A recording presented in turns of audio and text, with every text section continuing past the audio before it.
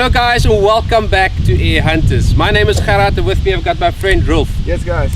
We are on a farm a little bit further away from the farm that we usually shoot from, and we found a little forest patch by the side of the farm where there's a lot of activity and starlings and birds and house sparrows and I think some pigeons as well, if we're lucky enough. Some nice green scenery for a change. We've got two awesome guys with us today. We've got the FX Dreamline Classic that Rolf's got over there, and then I've got the big beastie gun here that's going to be shooting slugs, the FX Mark II with a 700mm barrel on it, and we're going to compare some ammo for you guys a little bit today with it. Slugs versus pellets. And if you want to know more about these guns, everything is down in the description. We always link it down there so you guys can see exactly what we're shooting. So we're going to head out there and get this party started.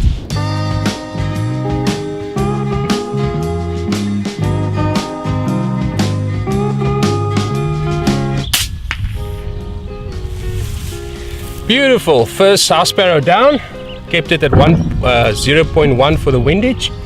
Used my Kestrel quickly just to check the wind conditions and pulled the trigger on that one. Perfect, nice connection, and he went straight down. Ooh, 18 grain pellet, about 55 meters. It's a challenge today to shoot with the pellets. There's a little bit of a breeze or a slight wind that picks up every now and again. So yeah, you'll see me holding quite a bit more than the slugs.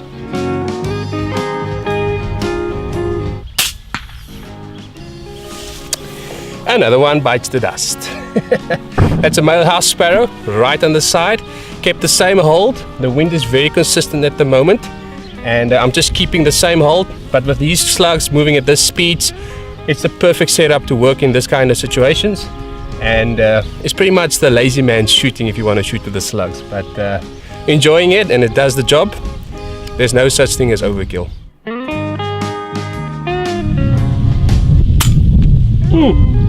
Down he goes. Like a nice subtle little pop, but he's down. The pellets are doing the job, but they are tricky. You guys can probably clearly hear the difference in impact between the slugs and the pellets. So you'll hear his gun like going off like firecrackers. Mine is more like a subtle pop. A gentle pop, yeah, but it's still there. Yeah, so hopefully we'll see the difference between pellet and slugs today. It's challenging for me because yeah, they get thrown around quite a bit, where the slugs they just keep on straight.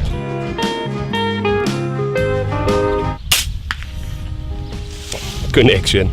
And a starling decided to come and visit. He took a right smack from the back and he dropped down on the other side and he's gone. That's in 65 yards.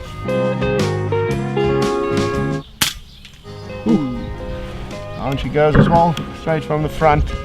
Yeah, these pellets, they're freaking accurate and they're doing a good job. The wind luckily is straight from the back now, so it didn't have to hold much there, but as soon as there's a little bit of an angle it becomes tricky. We will quickly put a side-by-side comparison of the two impacts in here for you, slug versus pellet. You can clearly hear it, but the video slow motion should show that pretty well. Yeah, so the slug just retains so much more energy down there. Smacked him, 65 yards. House sparrow sitting on an old abandoned telephone line and just cracked him straight in the chest and he fell down. You guys can hear the difference between the pellets and the slugs. There's a huge margin of sound difference between the two. The one's got an excellent big thud pop, the slugs, and the pellet, like Rolf said, is very subtle. But yeah, very fun to shoot, and both of them does the job very well. You guys might notice that the pigeons has gone away from the farm, and the reason for that is because of the weather. The weather has been just crazy the last couple of weeks down here in Cape Town in South Africa, and it's just been up and down, and I think the pigeons don't like that. They like more stable weather, so I think they're more in hiding at the moment, and they're sitting around maybe outside in the rocky areas or in the tree lines. And I think once the summer is in full swing and the summer sun is out, they will return and you guys will have some pigeon action again. But for the time being, there's a lot of house sparrows we need to take care of, and that's exactly what we're gonna do. Ooh, got him. Yeah, that one was inspecting the other dead one that was lying on top there. yeah, his inspecting duties fell short of it there.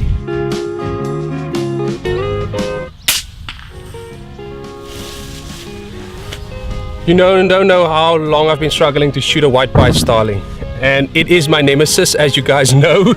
And Rufus is laughing because he knows every single time I line up on a white-pied starling they evade me, but this time not. Smashed him in the back, 68 yards, and he went straight down. Quickly want to show you guys the difference between the ammo that we're shooting, 30 grain slugs and 18 grain pellets. Now as you guys can have a look at this, one is a much smaller projectile than the other one. The one is an 18 grain pellet and the other one is a 30 grain slug. In lengthwise you can see the difference between the two, and the 30 grain slug hits with at the moment at 65 foot-pounds, roughly around about there, and the 18 grain pellets is about 30 foot-pounds, around about there, and it's a huge difference. Now when you shoot these pellets, it's very important to know what you're doing. Number one, the 18 grain pellets, you need to know the holes in the wind because they're not as forgiving as the slugs. But the other thing is, the 30 grain slugs on the other hand is more forgiving, but you need to know your backstop and exactly where you're shooting at because the slugs travel much further than the pellets. Oh, yeah. He's down right in the tip of the feeding trough there. That impact you could actually hear, so that must have been a solid one with the pellets.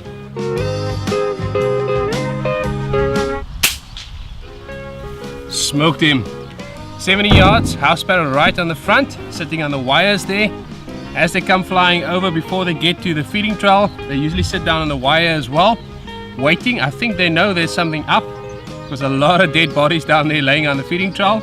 And I think what we can do is actually go down there and just take some of them away because I think they're getting to the point of seeing that something is going on. So we might head down there just to go pick the bodies up quickly.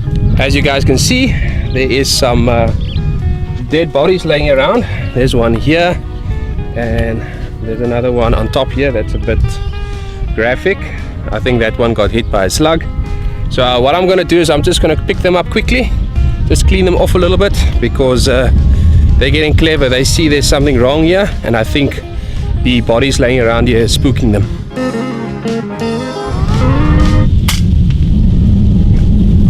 He's down in the back. Yeah, these pellets are doing the job very well.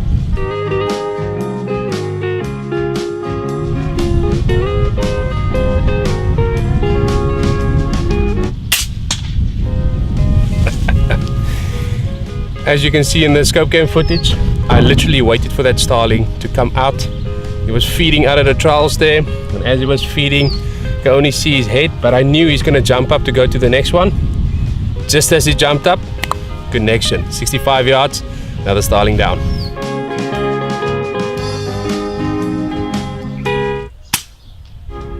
Ooh.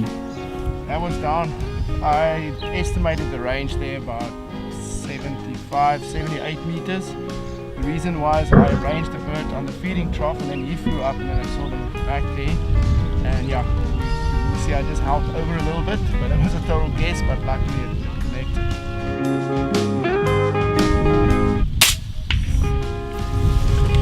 Perfect, 84 yards, and a house sparrow straight down there. A little bit of a misconception there, because if you can see in the scope cam, you can clearly see that the mirage is pushing from your left to the right, but for some strange reason I kept straight and it will hold perfectly. It's a beautiful connection down there. Smacked him straight in the chest.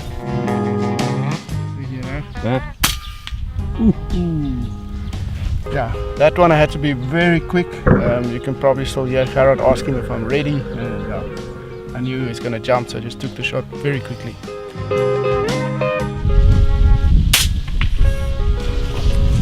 Perfect.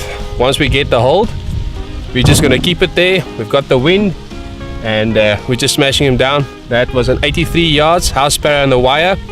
Smashed him from here. You can hear the loud thud.